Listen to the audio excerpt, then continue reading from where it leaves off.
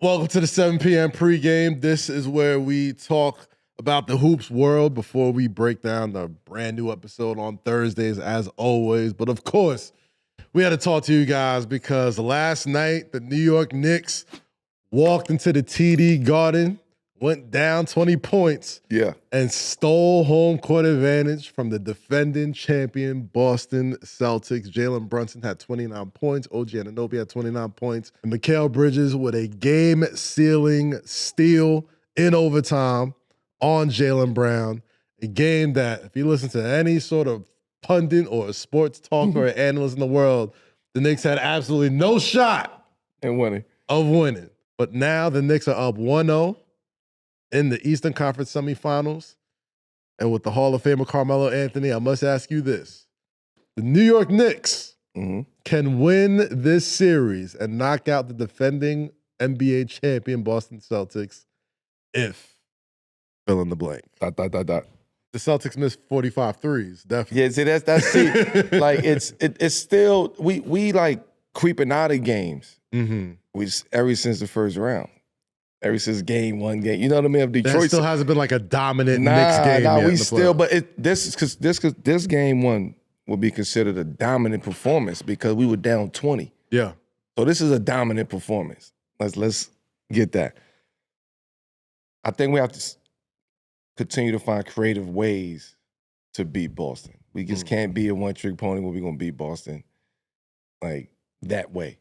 Yeah. I think every game Boston is gonna bring what they do in a little bit more. So we got to be able to match that level of, I say IQ and like level of smartness and like, because Boston could tap into something different. Yeah. At any given moment. Once they all get clicking, they tap into something different.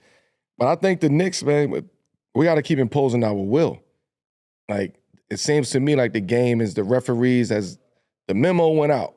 Like, we letting them play. We going back. Everybody will complain about this shit is soft, soft ass league. Nah, we going back. We gonna let the bigs bump. We gonna let the guards bump. We need physicality. That's why we see a lot of attitudes and feistiness and fighting and shit. Like I'm cool with that, but that's why we see it because guys are not used to that. It was like, oh shit, you gonna let us play like that? The referees, I think, is doing a very good job at just implying to everybody in all the series that we're going to let y'all play.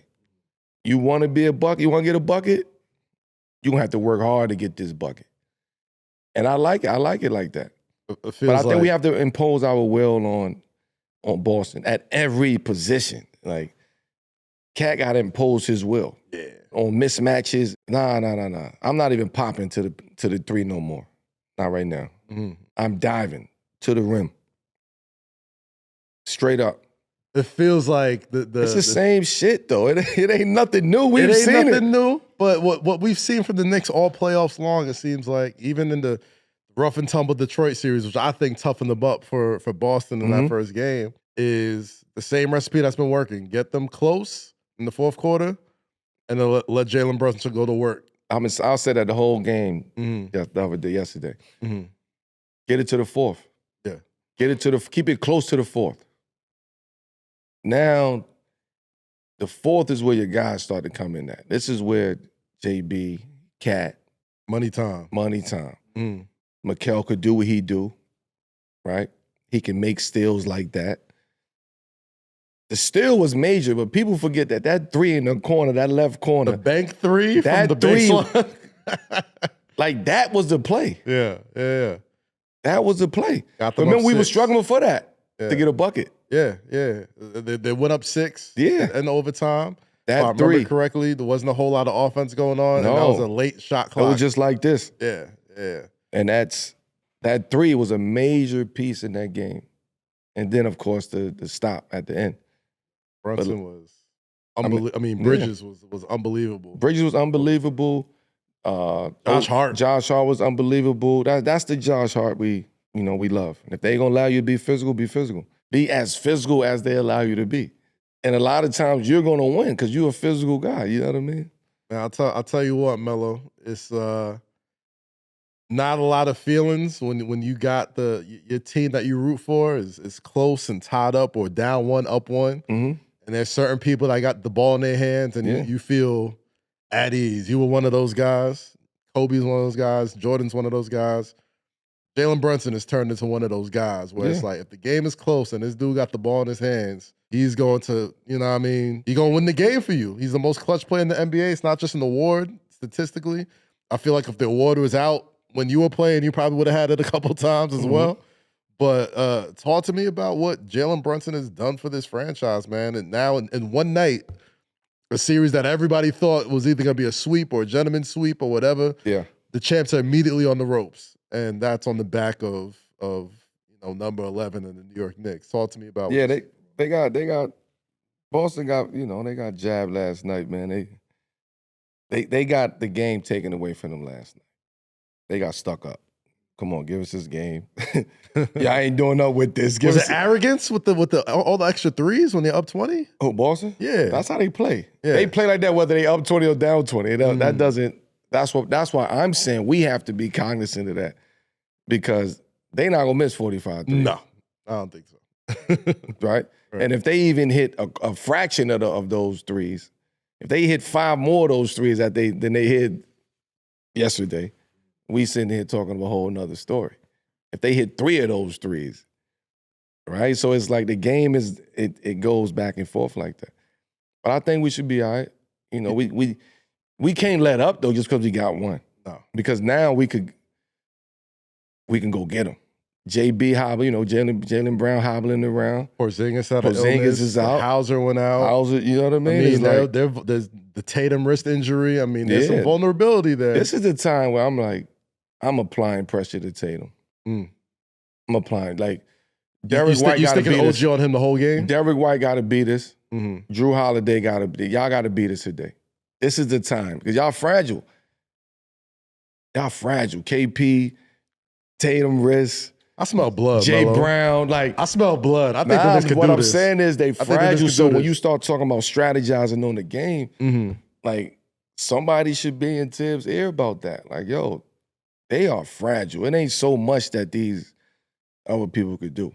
The others. Now it's a risk that we got to be willing to take. But I will be willing to take that risk because we already got one. Yep.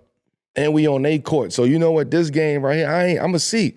Jason Tatum, you come across half court, we getting the ball out your hands. Every pick and roll, we trapping you. You ain't playing one-on-one no more. Like Jason Tatum, no more. You're not playing one-on-one. You're not sizing nobody up at the top of the key on the left side. You're not step back in to the left. Honestly, I am trapping. And I love the way that we defending them, but we talking strategy now, bro. We talk about playing with the house's money right now. Okay. So we going to gamble. Let's gamble. Let's gamble. All right, so if we playing strategy, right, are you more comfortable with Jason Tatum being the initiator on offense, bringing the ball up, or do you want him to do what you wanted OG to do when the Knicks weren't playing well, when Cade was doing, get in the post? Who, JT? Yeah. Do you want him to be a little bit more of a finisher, especially if there's no Porzingis? Do you want Tatum to not be as much of an initiator on offense and more of a guy who's getting in the 15, 18 foot area? I would love to see that. I would love to see Tatum get down there. I would love to see him get down on that block, especially on those mismatches. Yeah. I ain't gonna keep dribbling in front of Jaylen Brunson. Even though I can give him a shoulder and get him off, I'm not gonna play with you. Just boom, boom, back him down, get to your shot. JB he's not gonna foul. You don't want to foul. You gotta stay in the game. And the referee's letting y'all play. So you have an opportunity to punish a smaller guard if you have that opportunity. So do it. So when I say take advantage of all the aspects of the game, take advantage of that. They want to keep switching in mismatches, get his little ass down there. They ain't double teaming you at all. Nobody's getting double teamed. No.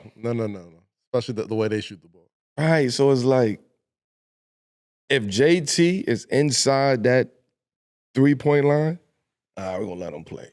We're going to let OG play him. We're going to let Mark, Bridges, John, we're going to let the guys play him. But if he up top of the key on the wing and he dancing around, go. Send somebody after him. Send somebody. And you got to work on that. You know what I mean? I ain't just something you say, hey, we're going to double team, we're going to get out his hands. You got to work on that. But this is a game to work on it, a game too. Okay. All right. Last question. Playoffs is about what though? Having a card in your pocket. I mean, having that matchup. But you gotta have a card ace in the hole. You gotta have a card in the pocket. Yeah. You have to.